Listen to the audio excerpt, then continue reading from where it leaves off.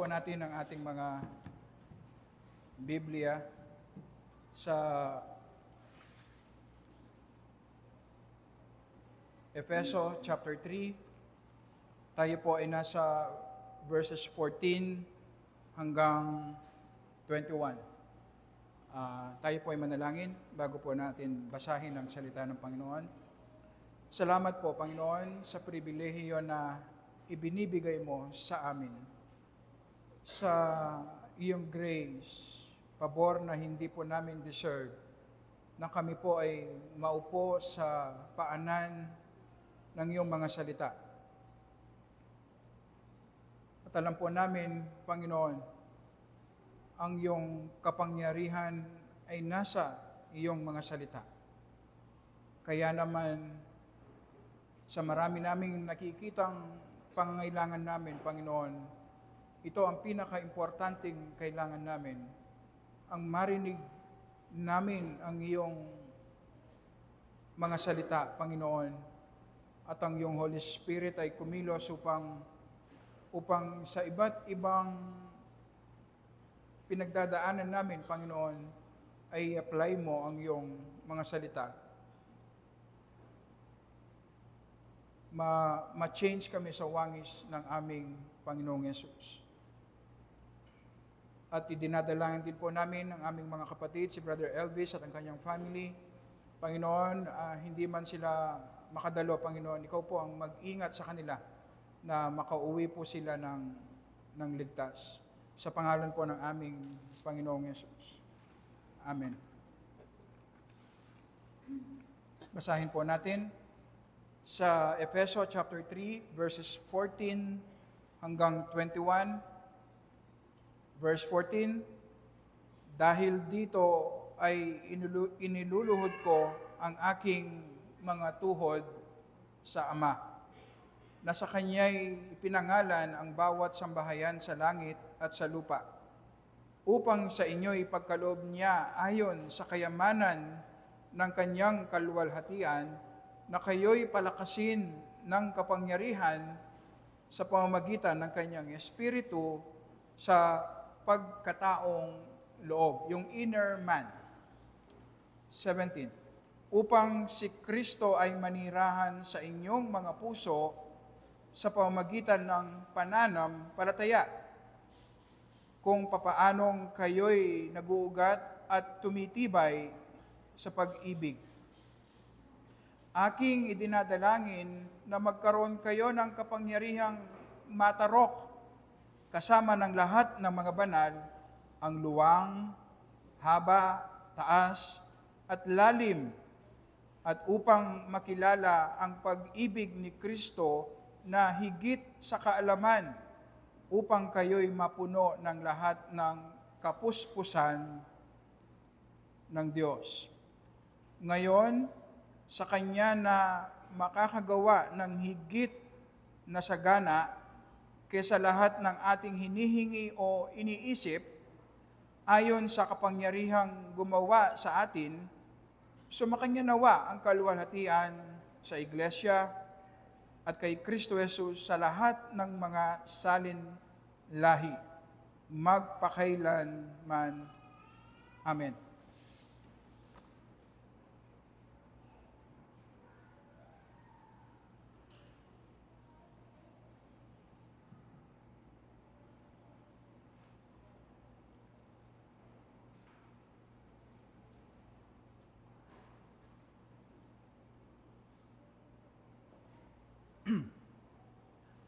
Kung merong isang malaking pagkakaiba ang mga naunang mananampalataya sa atin ngayon, ito po ay sa ating prayer life. Merong isang commentator ang nagsabi na very weak ang maraming mananampalataya pagdating sa ministry ng prayer. Nakakalungkot man, ito ang totoong nangyayari sa maraming mga mananampalataya. Ito ang totoong nangyayari sa atin, tayong mga mananampalataya ngayon. Hindi natin nakikita ang importansya ng prayer sa buhay ng church at sa individual nating pamumuhay. Kaya hindi po popular ngayon sa maraming evangelical churches ang prayer meeting. Kung nananalangin man ang maraming mananampalataya, kapag sa panahon na meron tayong kailangan sa Diyos. Pero ang i-commit natin ang buhay natin sa pananalangin, ay madalang ka lang makakita ng ganitong klaseng mananampalataya ngayon. At ito ang dahilan kung bakit very weak din ang ating pananampalataya dahil sa weakness natin sa prayer. Ang Biblia po ay literal na puno ng panalangin. Ang mga apostol sa kanilang palagian at mainit na panalangin, makikita po natin sa New Testament. Sa Ephesians lamang, ang text na ating pag-aaralan ay isang panalangin ni Apostol Pablo para sa mga Ephesians. At hindi po ito ang una. Sa chapter 1, siya din ay nag-pray para sa mga Ephesians. So ito na ang pangalawang prayer ni Apostol Pablo sa kanyang sulat sa Efeso. Kung ang Biblia po ay puno ng panalangin, ganun din dapat sa ating iglesia, ganun din dapat sa individual nating pamumuhay bilang mga mananampalataya, na makikita sa ating buhay ang priority ng prayer. Sa verse 14, ang sabi ni Apostol Pablo, "For this reason," dahil dito, ay iniluluhod ko ang aking mga tuhod sa Ama. Bilang tugon po ni Apostol Pablo sa declaration ng Panginoon sa kanyang layunin na magtayo ng bagong humanity sa pamamagitan ng kamatayan ng Panginoong Hesus sa cross, kung saan ang mga Hudyo at Hentil na nakipag-isa kay Jesus ay magkakaroon ng equal standing. At ang bagong humanity ito, ang church na ito, ang magiging tahanan ng Panginoon, magiging templo ng Panginoon, magiging kingdom ng Panginoong Hesus. At ang church din ang gagamitin ng Panginoon na instrumento upang ipahayag sa mga angels ang multicolored wisdom ng Panginoon. At ang tugon ni Apostol Pablo sa revelation na ito ng Holy Spirit sa kanya, ang tugon ni Apostol Pablo sa insights na ibinigay sa kanya ng Holy Spirit ay prayer.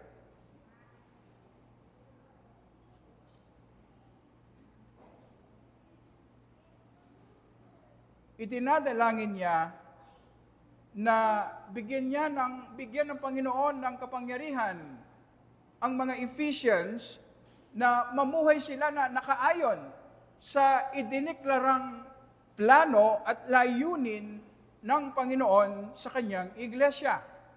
Kung isimplify natin ang prayer ni Apostol Pablo, ang simpleng sinasabi niya, Panginoon, kung ito ang iyong ipinangako at layunin para sa iyong iglesia, gawin mo ito sa buhay ng mga Ephesians. I-apply mo sa church sa Efeso.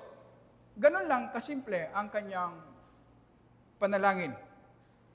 Makikita po natin pagkatapos ng exposition ng Word of God, ang kasunod po ay prayer.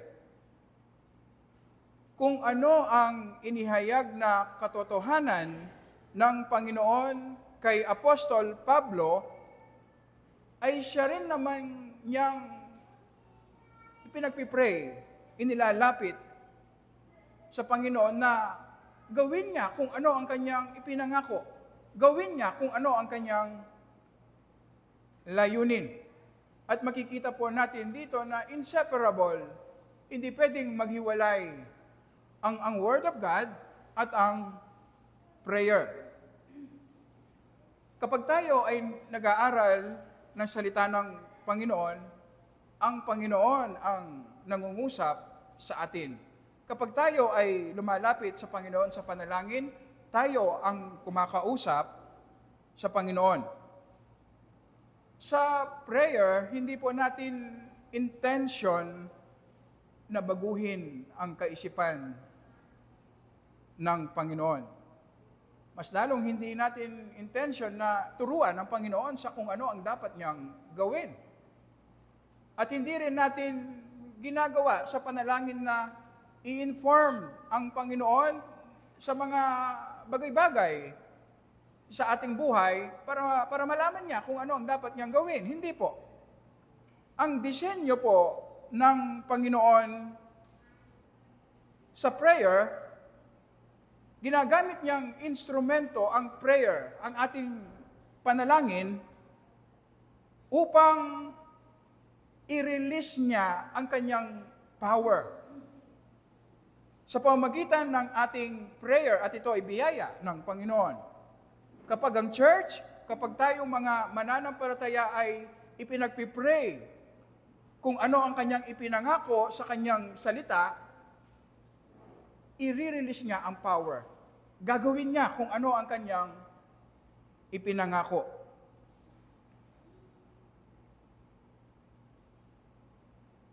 Kaya hindi pwedeng ihiwalay ang prayer sa reading, sa pag-aaral ng salita ng Panginoon. Kasi ang essence ng prayer, ipinagpipray natin kung ano ang nireveal ng Diyos sa kanyang salita. Tumutugon tayo sa revelation ng Panginoon sa kanyang sarili. Kaya tayo sumasamba sa prayer. Kung ano yung mga ipinangako ng Panginoon, yun ang pinagpipray natin na gawin niya. Gawin niya sa ating church, sa ating mga buhay. Ang isang biblical at spirit-anointed prayer ay ang prayer na informed ng Word of God. Ang prayer na nakabase sa Word of God. Nagpipray tayo kasi merong ipinangako ang Panginoon. Merong idineklarang layunin na gusto niyang gawin.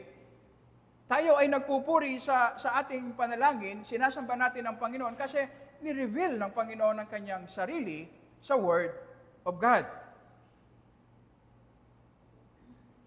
Ang prayer natin, tayong mga mananampalataya, ay ang tugon natin sa insights na ibinibigay sa atin ng Holy Spirit tuwing pinapag-aralan natin ang salita ng Panginoon.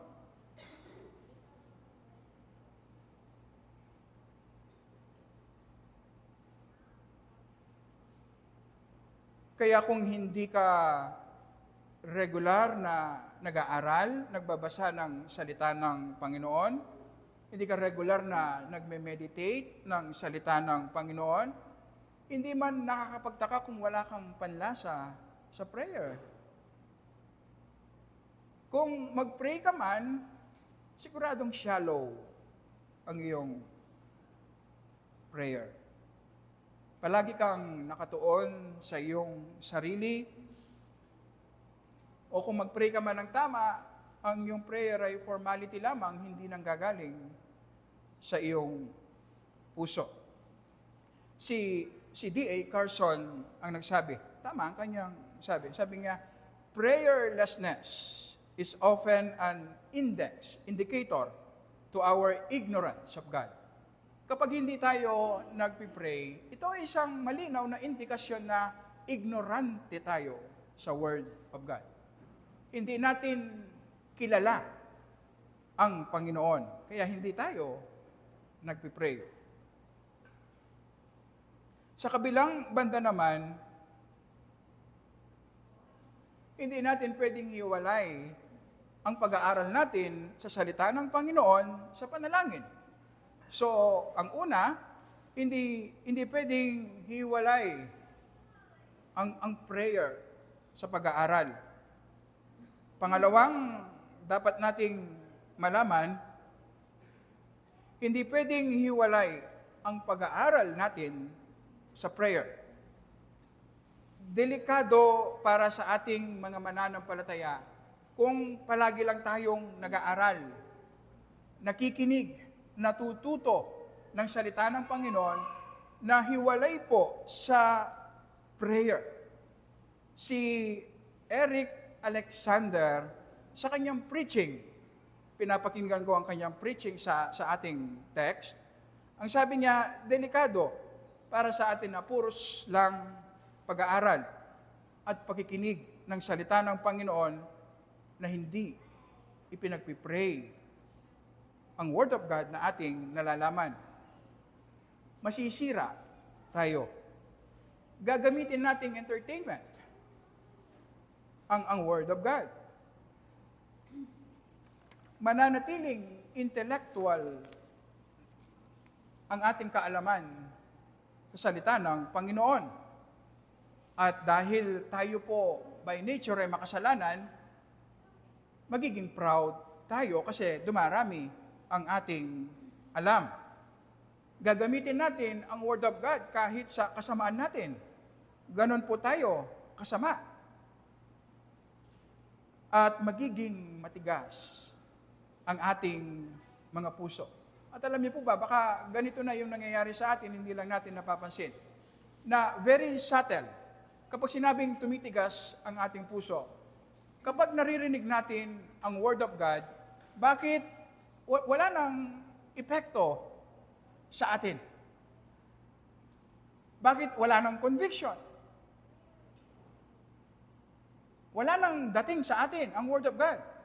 Lahat sa atin intellectual na lang. At ang ganitong klaseng estado ng puso, delikado.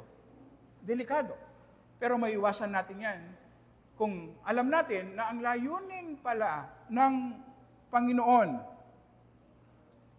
kung bakit niya tayo binibigyan ng kaalaman sa kanyang salita, kung bakit inireveal niya ang kanyang sarili sa kanyang salita, ay para i-apply ito sa ating mga buhay, sa ating church. At ang primary instrument na ginagamit ng Holy Spirit ay ang prayer natin, ang panalangin natin. Kung ganito pala ang disenyo ng Panginoon, kung walang prayer, walang power.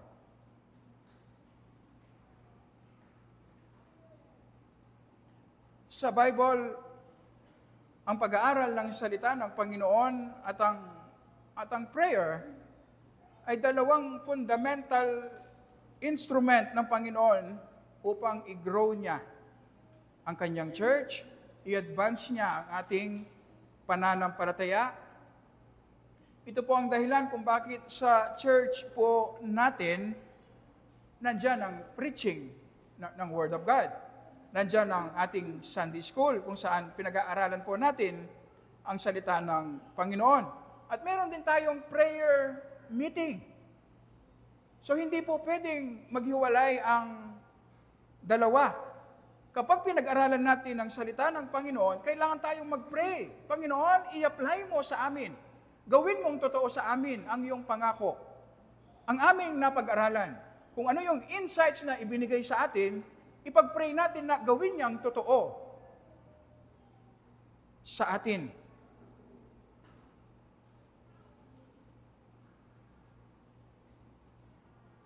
Ganon din po sa ating individual na devotion sa Panginoon araw-araw.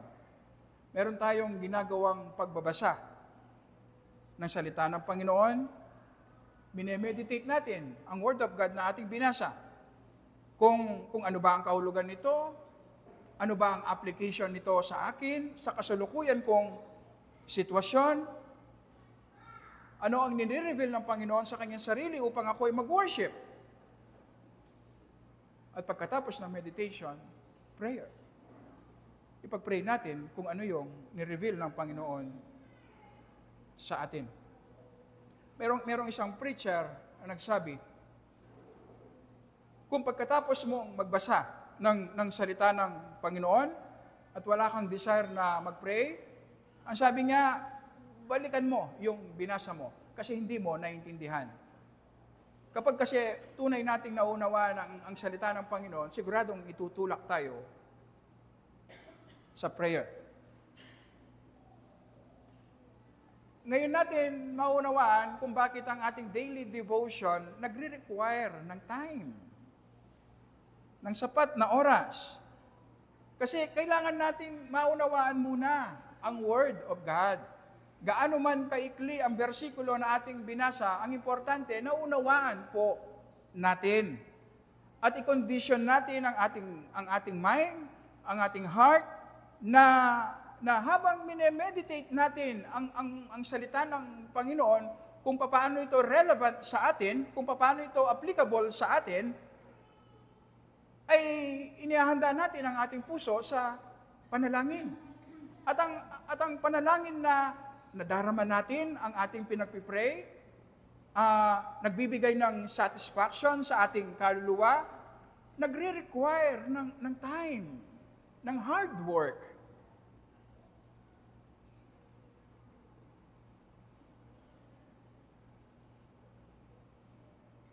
Kung basta lang natin nadaanan ang Word of God at nag-pray dahil yon ang nakasanayan, wala pong pakinabang.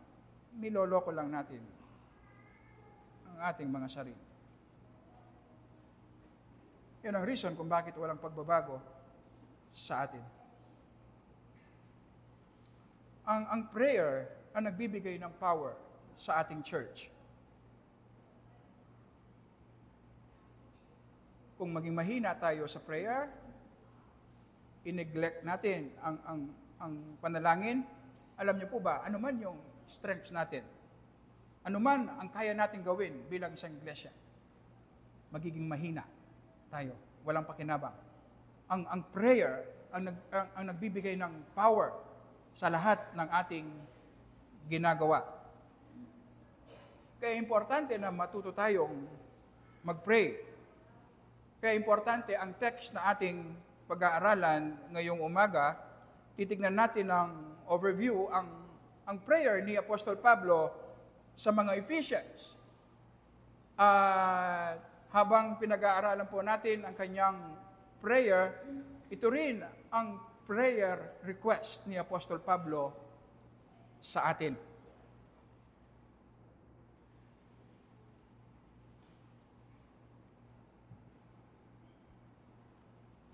Ang sabi niya, iniluluhod ko ang aking mga tuhod sa Ama. Ang normal na postura ng mga Hudyo noon kapag sila ay nagpipray, ay nakatayo. Sa parable of the Pharisee and the tax collector, parehas pong nakatayo ang Pariseo at ang tax collector na nagpipray sa loob ng templo. Sinasabi ng mga commentators, ang pagluhod, hindi lamang ito simbolo ng submission natin sa Panginoon, kundi ito rin ay expression ng ating intense and passionate emotion. Ang ibig sabihin, kapag nakaluhod tayo sa pagpipray, si Apostol Pablo ay nakaluhod, ang ibig sabihin, ang pinagpipray niya ay very important sa kanya. Yun po ang ibig sabihin na nakaluhod po si Apostol Pablo. Halimbawa, sa Daniel chapter 6, kung saan pinirma na ng hari ang kautusan na bawal mag-pray, bawal mag-worship ng ibang Diyos maliban sa hari. At ang ganitong kautusan ay para patayin si Daniel. Alam niyo po ba, nagpatuloy na nag-pray si Daniel. At siya ay nakaluhod dahil alam niya sa kanyang pagpipray ay pwede siyang patayin ng hari. So, passionate, very intense ang kanyang prayer request. Yan din ang makikita natin sa ating Panginoong Yesus. Ang gabi bago siya patayin sa Garden of Gethsemane, nakita natin na nag-struggle ang ating Panginoong Yesus kasi ang ministry na gustong ipagawa ng Panginoon sa kanya ay ang sin-bearing. Kargahin niya ang kasalanan ng mga tao sa krus para sa kanilang kaligtasan. Pero dahil siya ay banal, normal lamang na i-resist, mag-struggle siya. At siya ay nagpipray, at siya ay nakaluhod. Very intense. Very important sa kanya ang kanyang prayer request. Si John Stott ang nagsabi, kung gusto mong malaman ang chief ambition o malalim na pagnanasa ng isang tao, silipin mo ang laman ng kanyang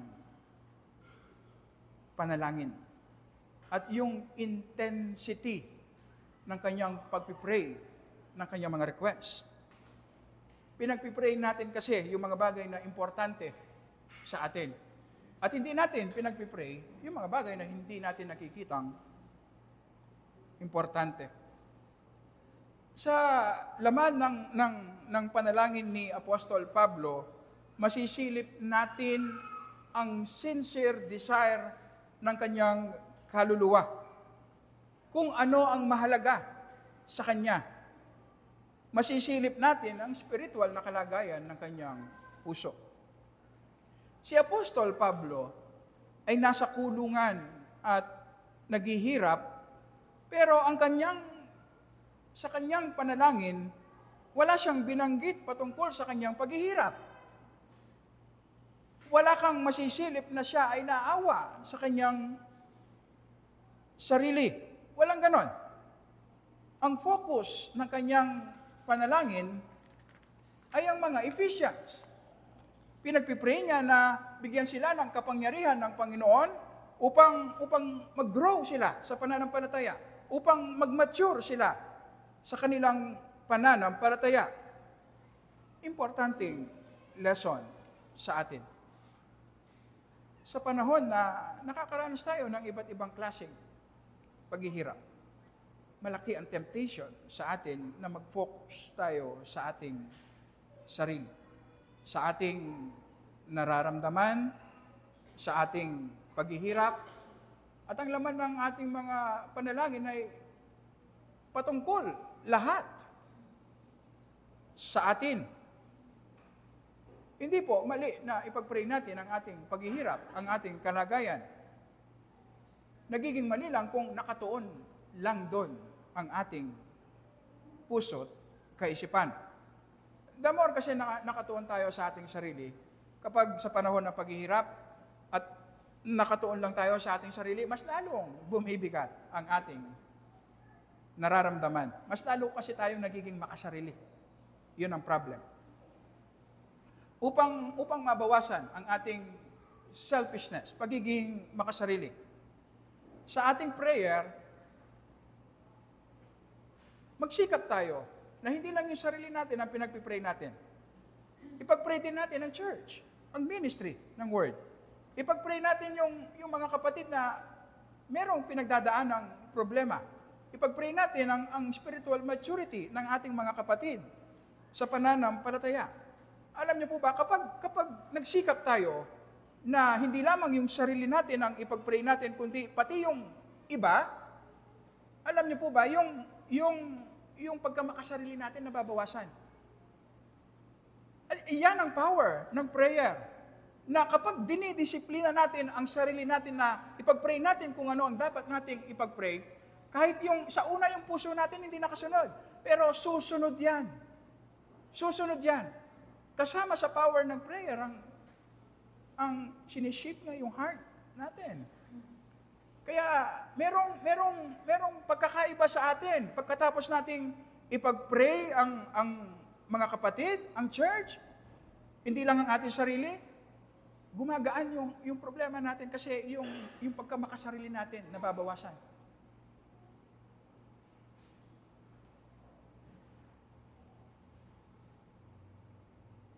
importante rin ang prayer dahil ito ay isang importanteng ministry.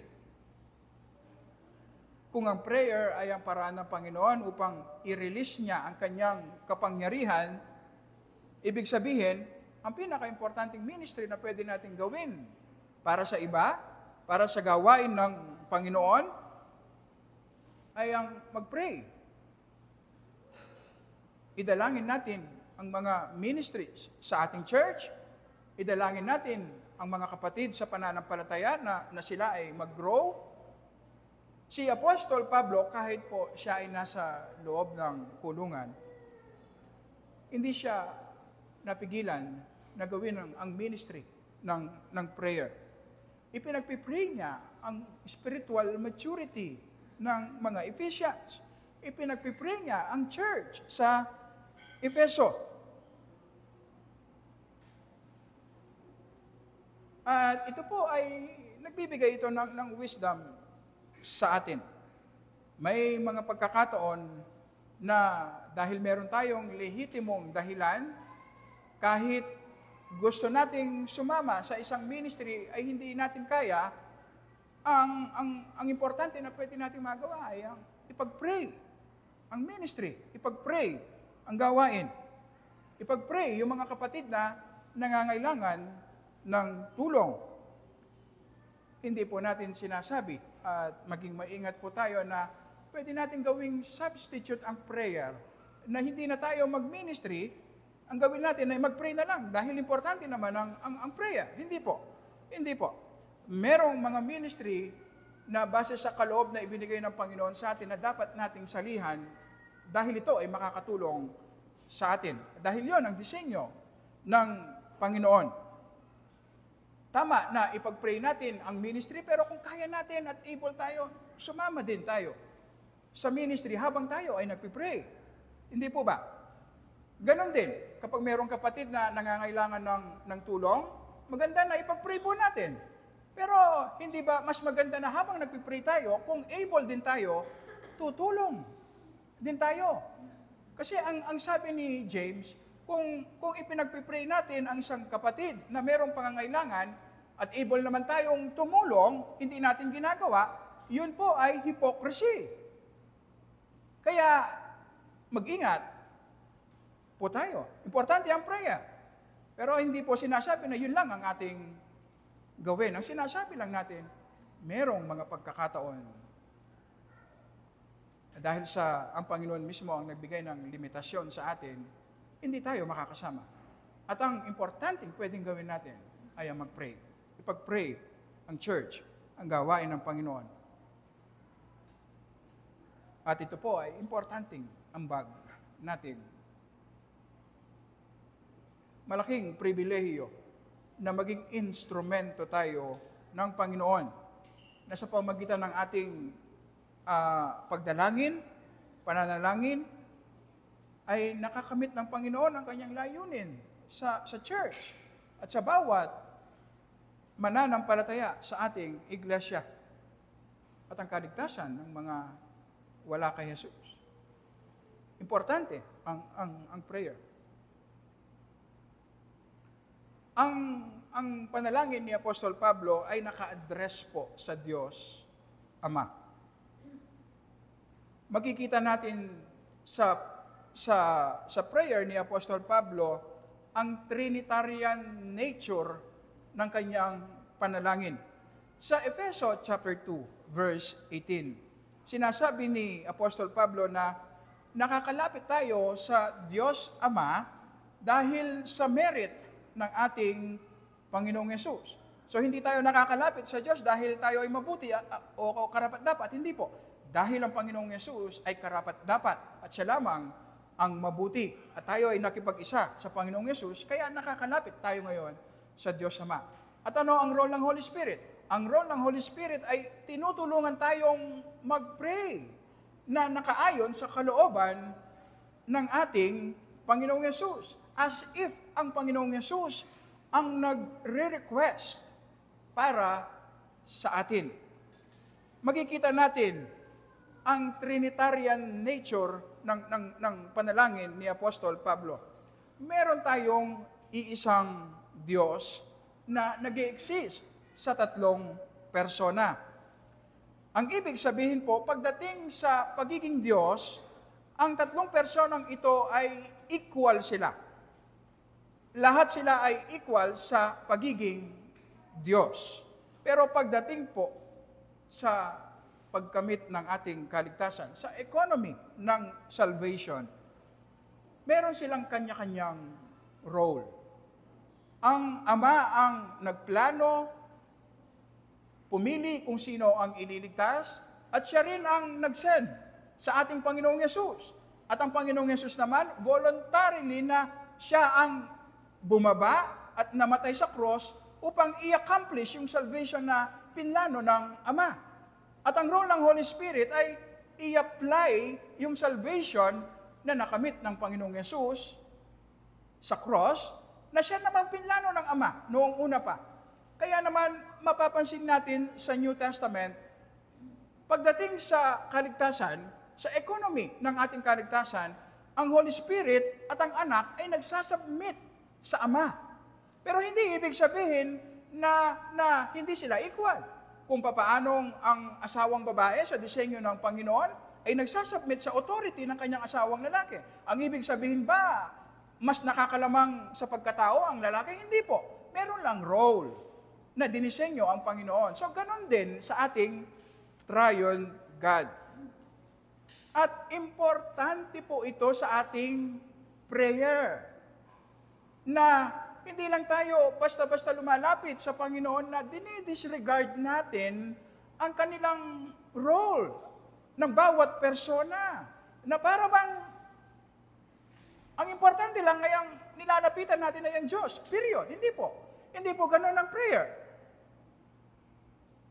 Ang prayer, lumalapit tayo sa Diyos Ama sa pamamagitan ng accomplishment ng Panginoong Yesus, sa merit ng Panginoong Yesus, at ang Holy Spirit ang tumutulong sa atin upang makalapit tayo base sa kalooban ng Anak.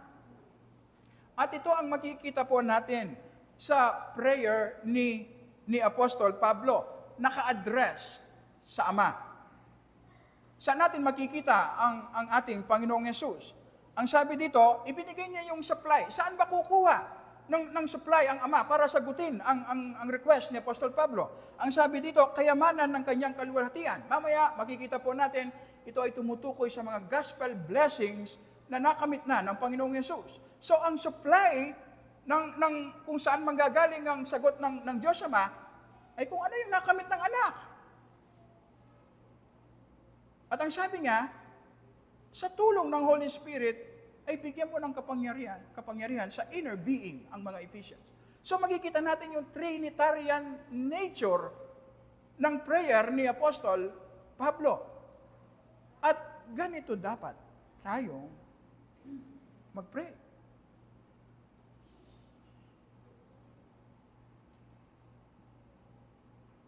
Sa prayer ni Apostol Pablo, nagre-reflect ang triune God. Na merong iisang Diyos pero may tatlong persona.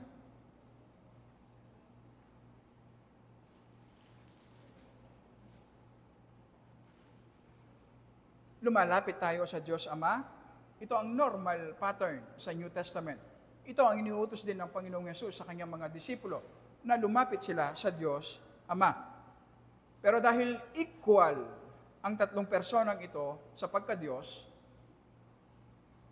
hindi po kasalanan kung tayo mag-pray directly sa ating Panginoong Yesus, sa Holy Spirit.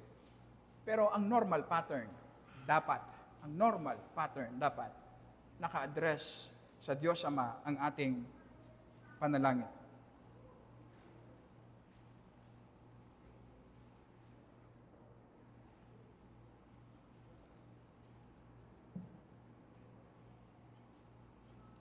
Lumalapit tayo sa Diyos Ama bilang kanyang mga anak. Dahil sa kamatayan ng ating Panginoong Yesus sa krus, inadapt tayo ng Diyos sa kanyang pamilya.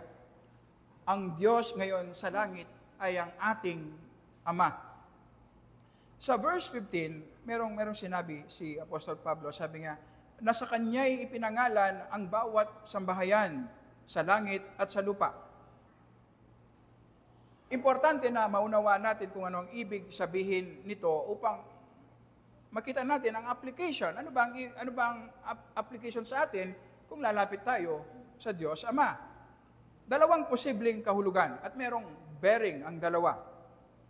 Una, posible na sinasabi ni Apostol Pablo na ang Diyos Ama na nasa langit ang pinaka-source ng lahat ng fatherhood sa lupa o sa langit man.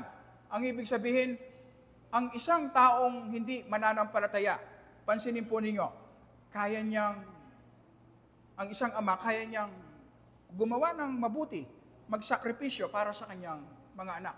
Kaya niyang umibig sa kabila ng pagiging makasalanan niya.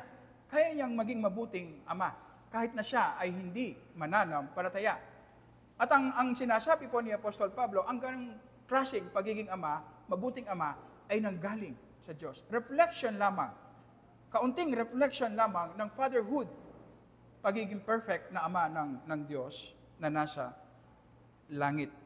Ang pangalawa na posibleng kahulugan nito, lahat ng mananampalataya na nasa langit at nasa lupa ay anak ng Diyos. Ang ibig sabihin, kung ikaw ay hindi mananampalataya, hindi ka anak ng Diyos. Ikaw ay parte ng pamilya ni Satan at malinaw sa Biblia po yan. At ang sinasabi po sa atin, ang application sa atin ng katotohanan ito, ang nilalapitan po natin ay ang ating Ama na nasa langit.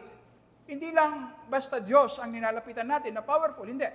Ang Diyos na powerful, siya din ang ating Ama na nasa langit. Isang malaking encouragement sa atin tuwing tayo ay nagpipray.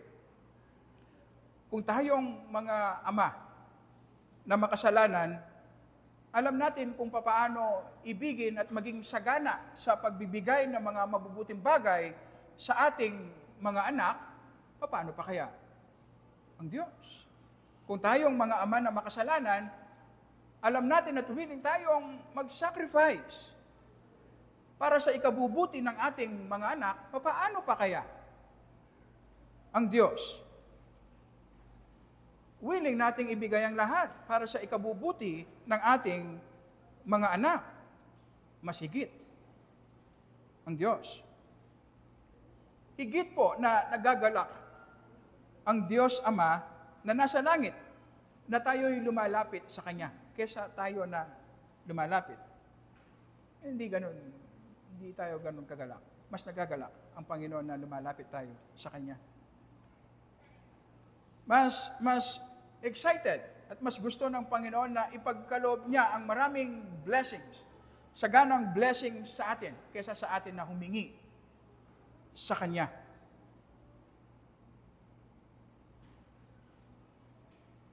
Mas willing ang Panginoon na magkaloob sa atin kaysa tayo na humingi sa Kanya. Sa verse 16, ang sabi po doon, upang sa inyo ipagkaloob niya ayon sa kayamanan ng Kanyang kaluwalhatian.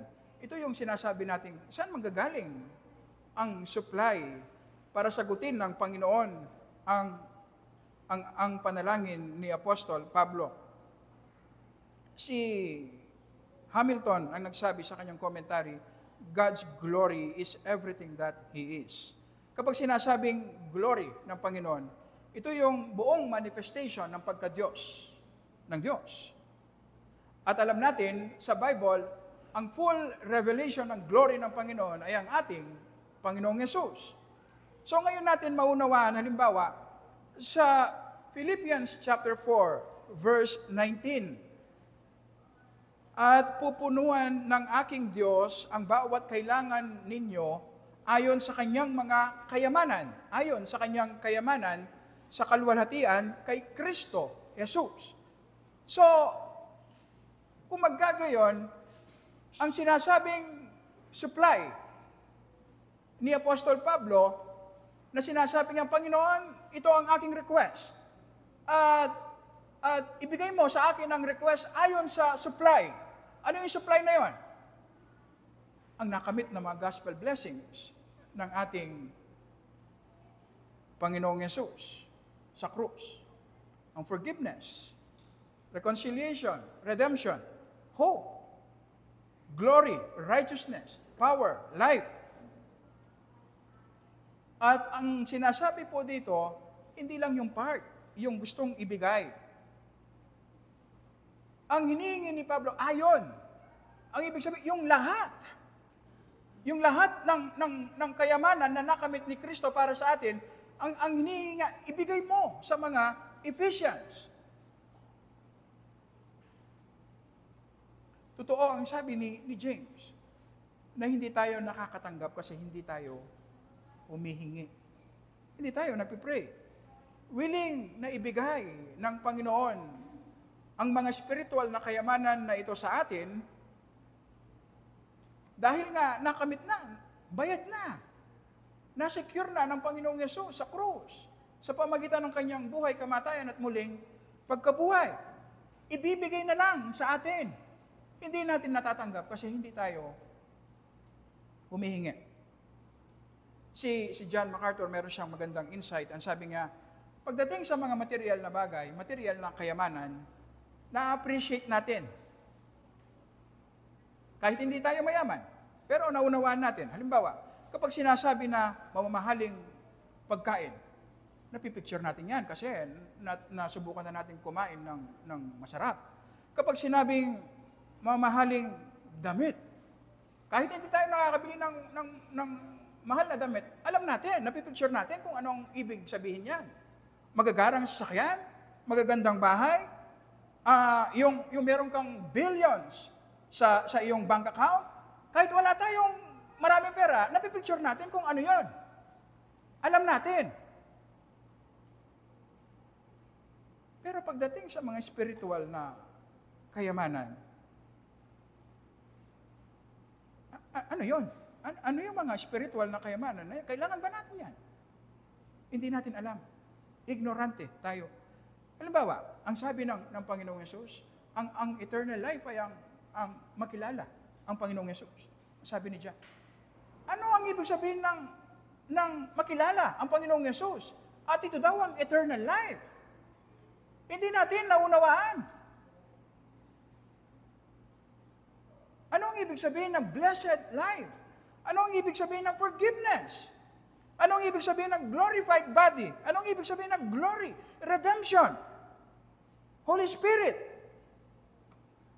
Ignorante tayo sa mga spiritual na kayamanan na willing ibigay, iparanas sa atin ng Panginoon kung hihingi tayo. Kaya naman kung ikumpara natin ang mga bagay na hinihingi natin sa Panginoon at ikumpara natin sa mga bagay na nakalaan sa atin at willing na ibigay sa atin, alam niyo po ba, ang hinihingi natin, barya. Barya ang hinihingi natin sa Panginoon. Masyadong mababa ang ating expectation sa Panginoon. Kung ano ang kaya niyang gawin para sa kanyang church, kung ano ang kaya niyang gawin para sa ating individual na pananampalataya, masyadong mababa. Kaya, mababa din ang paghingi natin. Madalas, pinagpipray natin, Panginoon, bigyan mo ako ng kalakasan upang makapaglingkod. Bigyan mo ako ng pag-ibig upang makatulong. Bigyan mo ako ng desire na makapagbasa ng iyong salita. Bigyan mo ako ng pagkain. Pagalingin mo ako sa aking karamdaman. Wala pong masama sa mga prayer request na ito. Pero, kung ito lang, at dito lang umiikot ang ating panalangin, mababaw masyado. Mababaw masyado ang ating mga panalangin. Mapapansin natin yung mga prayer items ni Apostol Pablo at ito ang ating titignan sa mga susunod na linggo. Meron siyang 4 na prayer request. At ang sabi ni John Stott, para itong hagdanan, pataas ng pataas ang kanyang hinihingi. Nagpo-progress ang kanyang hinihingi. Una, ang hinihingi niya, bigyan ng Panginoon ng kapangyarihan ng mga Ephesians upang magkaroon sila ng kapangyarihan within, sa kanilang puso. Pangalawang request niya, mag-dwell ang Panginoong Yesus sa kanilang mga puso. Anong ibig sabihin nun? Pag-aaralan po natin. At nag-progress ulit. Ang sabi niya, bigyan mo sila ng kapangyarihan na maunawaan nila kung gaano kalawak ang pag-ibig mo sa kanila. At yung pinakahuli, alam mo po ba, ang pinakahuli na request niya, sabi niya, mag-dwell sa kanila ang kapuspusan ng Diyos. Alam niyo po ba, ang sabi ni Pablo sa Colossians, sa persona ng Panginoong Yesus, nag-dwell ang buong pagka-Diyos. Ang sabi ni Apostol Pablo, sabi niya, mag-dwell sa mga Ephesians ang buong pagka-Diyos. Anong ibig sabihin nun? Titignan natin. Pero ang point na gusto kong makita natin, nagpo-progress, pataas, palaki na palaki ang inihingi ni Apostol Pablo para sa mga Ephesians. Mataas ang kanyang pangarap, mataas ang kanyang ambisyon para sa church, para sa mga mananampalataya. At kung ikumpara natin sa ating mga prayer requests, mababaw. At ito ay reflection ng mababang kalidad ng ating buhay pananampalataya. Isang challenge sa atin. Isang challenge sa ating iglesia, sa bawat isa sa atin. Ang dalawang fundamental instruments na ginagamit ng Panginoon para i-advance niya ang kanyang church, i-grow niya ang kanyang church. Ang word at ang prayer. Sa marami nating nakikitang kulang sa ating church, kung maging tapat tayo sa word and prayer, expect natin, aabante ang gawain ng Panginoon. Higit pa sa inaasahan natin. Kailangan lang natin i-commit ang ating sarili, corporately at individually, na gawin natin commitment na ang lifetime na pag-aaral ng salita ng Panginoon. Hindi tayo matututo overnight lang. Araw-araw dapat natin yan ginagawa. Araw-araw. At ang lifetime na pag-spend ng quality time sa prayer. Alam niyo po ba, sa dalawang instrumentong ito, higit pa sa ating in-expect, ibibigay ng Panginoon sa atin. Kung ikaw ay hindi mananampalataya, sabi ng Bible, hindi ka parte ng pamilya ng Panginoon. Ang iyong mga panalangin na hindi acceptable sa Diyos dahil napupuot ang Diyos sa iyo, sa iyong mga kasalanan. Kaya naman, ang sinasabi ng Bible ay manampalataya ka kay Jesus. Ang Panginoong Yesus na nagkatawang tao, sinunod ng perfect ang mga kautusan na hindi mo kayang sundin at nagbayad ng kasalanan sa krus bilang kahalili. Upang kung ikaw ay mananampalataya, ikaw ay magkakaroon ng buhay na walang hanggan. At hindi ka lang ililigtas ng Panginoon, i-adapt ka niya sa kanyang pamilya. Ituturing kanyang anak. At magkakaroon ka ngayon ng access sa Diyos Ama. At mag-umpisa mong maranasan ng mga spiritual blessings na nakalaan sa mga taong nagipag-isa kay Jesus. Tayo po ay mag-pray. Panginoon, salamat po sa iyong mga salita na nag-i-equip po sa amin, Panginoon. At humihingi kami ng kapatawaran, Panginoon, na masyadong mababaw ang aming pangunawa sa kung sino ka, kung ano ang mga blessings na nakamit ng Panginoong Yesus para sa amin. Dahil pinapabayaan po namin ang iyong mga salita. Humihingi kami ng tawad, Panginoon, sa maraming pagkakataon sa aming mga buhay na pilit namin hinahanap ang value, ang refreshment, ang joy, ang satisfaction sa mga bagay sa mundong ito. Nakakalimutan namin na na tanging sa iyong mga salita lamang namin mararanasan ng tunay ang mga ito, Panginoon. Bigyan mo po kami ng malinaw na kaisipan upang magkaroon kami ng tamang priority, Panginoon, sa aming mga buhay. Sa maikling buhay na ibinigay mo sa bawat isa sa amin. Tulungan mo po kami, Panginoon, na walang masayang sa kalakasan, sa buhay na pinagkatiwala mo sa amin. Tulungan mo kaming mabuhay na nararanasan namin ang eternal life para sa iyong luwalhati. Sa pangalan po ng aming Panginoong Yesus. Amen.